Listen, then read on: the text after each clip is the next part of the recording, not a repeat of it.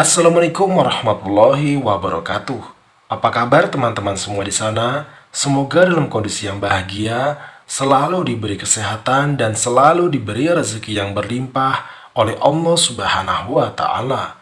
Amin amin ya robbal alamin. Malam itu, malam Jumat Kliwon, penduduk desa setempat beramai-ramai mendatangi sebuah pohon besar yang tumbuh di tepian sungai. Laki-laki, perempuan, tua, muda, sama datang membawa barang-barang yang akan digunakan untuk sesajen. Ada nasi tumpeng dengan ayam panggang, rok, kembang setaman, ayam hitam mulus, kemenyan, dan lain-lain. Setan telah merasuk ke dalam jiwa dan membelenggu hati mereka dengan keyakinan bahwa pohon besar itu dihuni oleh makhluk halus yang bisa mengabulkan semua keinginan mereka. Sehingga mereka datang memuja-muja makhluk penunggu pohon seraya menyebutkan keinginannya. Ada yang ingin kaya, ada yang ingin gampang jodohnya, ada yang ingin laris dagangannya, bahkan ada yang ingin kebal senjata. Ada juga yang ingin menanyakan berapa nomor undian yang akan keluar minggu ini. Iblis semakin bersorak gembira karena pengikutnya semakin lama semakin bertambah banyak. Lain halnya dengan Pak Kiai Zarkoni, seorang tokoh agama di desa itu yang semakin jengah dengan kemusyrikan dan dilihatnya setiap hari.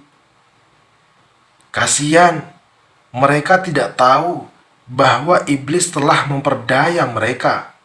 Mereka akan dijadikan teman iblis di dalam neraka. Aku tidak boleh tinggal diam. Satu-satunya cara adalah menebang pohon besar itu.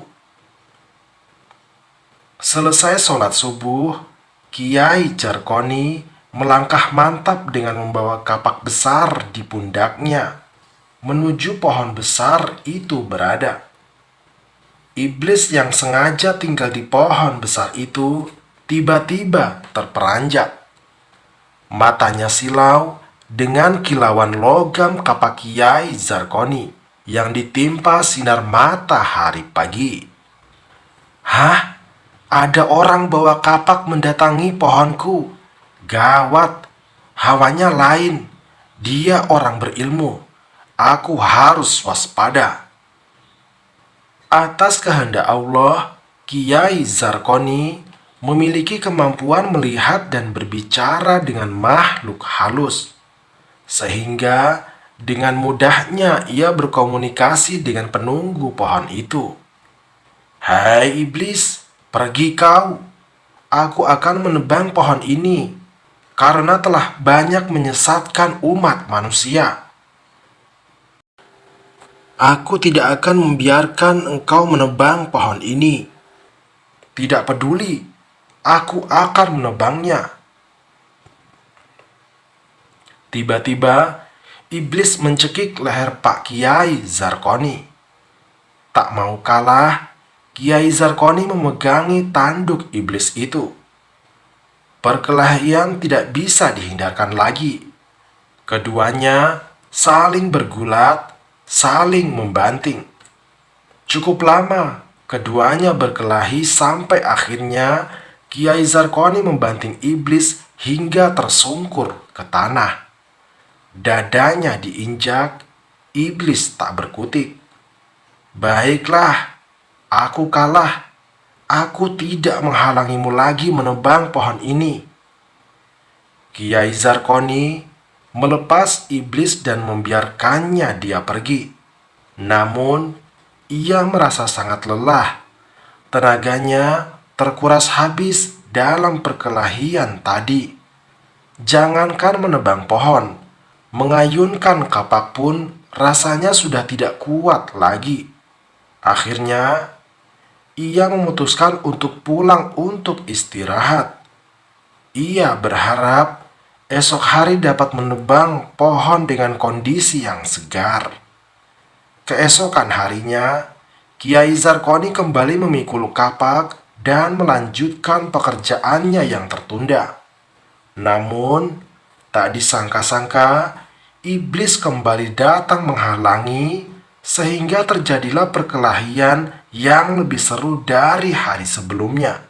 Lagi-lagi, iblis dibuat bertekuk lutut di kaki Kiai Zarkoni dan berjanji tidak akan mengulangi lagi. Karena kehabisan tenaga, Kiai Zarkoni tidak mampu menebang pohon saat itu. Ia kembali pulang untuk beristirahat untuk memulihkan tenaganya. Ia akan menebang pohon itu keesokannya. Pagi-pagi, Pak Kiai Zarkoni kembali memangkul kapaknya. Dari kejauhan, ia kembali melihat iblis sedang berdiri bersandar di pohon itu. Raut mukanya kali ini tidak beringas seperti 2 hari sebelumnya.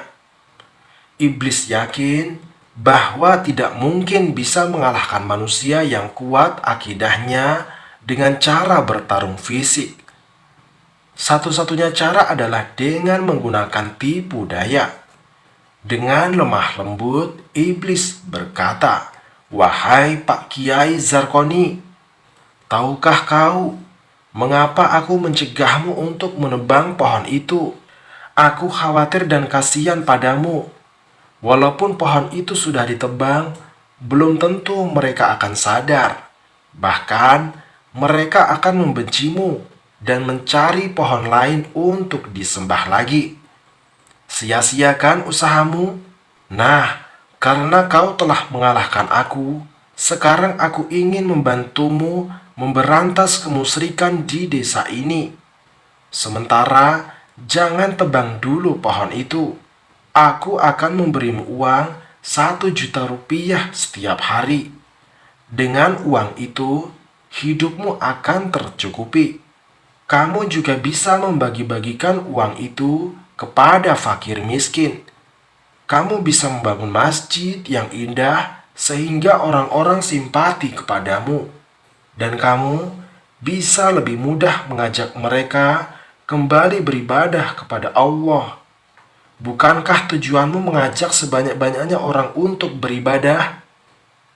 Kiai Zarkoni merasa apa yang telah diucapkan oleh iblis itu masuk akal. Tipu daya iblis telah merasuk ke dalam benaknya. Kiai Zarkoni berharap memerangi kemusyrikan dengan cara persuasif akan membuahkan hasil daripada dengan cara frontal. "Bagaimana caranya agar aku bisa mendapatkan uang yang kau janjikan itu, hai iblis? Apakah ucapanmu bisa dipercaya? Wahai Pak Kiai Zarkoni, lihat saja besok pagi di bawah bantalmu. Kalau tidak ada, kau boleh menebang pohon besar ini." "Baiklah, tapi awas, kalau ingkar janji, kau tidak akan bisa menghalangiku menebang pohon ini." Kiai Zarkoni pulang ke rumahnya sambil berangan-angan bahwa besok pagi ia akan mendapatkan uang 1 juta di bawah bantalnya. Keesokan paginya, dengan jantung berdebar-debar, Kiai Zarkoni membuka bantalnya. "Hah? Uang 100 ribuan? 10 lembar?" Walau begitu, Kiai Zarkoni masih ragu apakah uang itu asli atau palsu. Ketika ia mencoba membelanjakan uang tersebut, ternyata asli. Para pedagang menerima pembayaran uang itu. "Alhamdulillah, aku akan membagi-bagikan kepada fakir miskin. Bukankah besok aku dapat uang lagi?" Kiai Zarkoni mulai sibuk menghitung uang yang akan ia terima 1 juta rupiah setiap harinya. Rencana-rencana pun mulai ia susun. 3 hari 3 juta, sebulan 30 juta.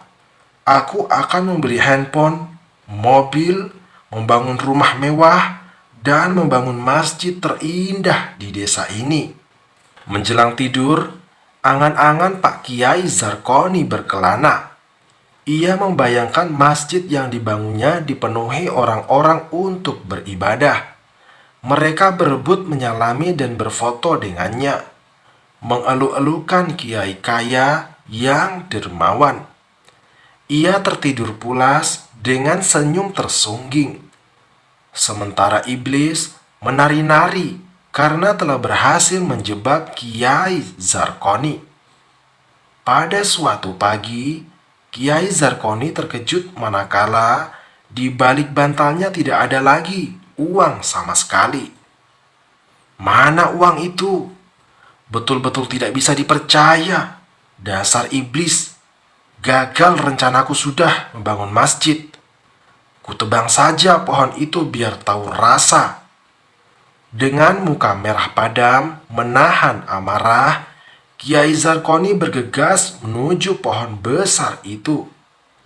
Kali ini tidak akan ada kompromi. Mau kemana Pak Kiai? Kiai Zarkoni terkejut mendengar sapaan iblis. Aku mau menebang pohonmu, minggir sana. Pak Kiai, takkan ku biarkan. Ayo hadapi aku. Perkelahian antara Pak Kiai Zarkoni dan iblis tidak terelakkan lagi. Keduanya sama-sama mengeluarkan jurus-jurus andalan. Kali ini, Kiai Zarkoni kewalahan menahan serangan-serangan iblis. Ia pun akhirnya tersungkur, bertekuk lutut di bawah kaki iblis. Ia berteriak-teriak minta ampun, tetapi iblis terus menginjak-injak dadanya. Dengan congkak, iblis berkata, "Hai manusia sombong, mana kekuatanmu?" "Hai iblis, kenapa kau bisa mengalahkan aku?" Hahaha, kali ini kau ingin menebang pohon gara-gara tidak ada uang di bawah bantalmu.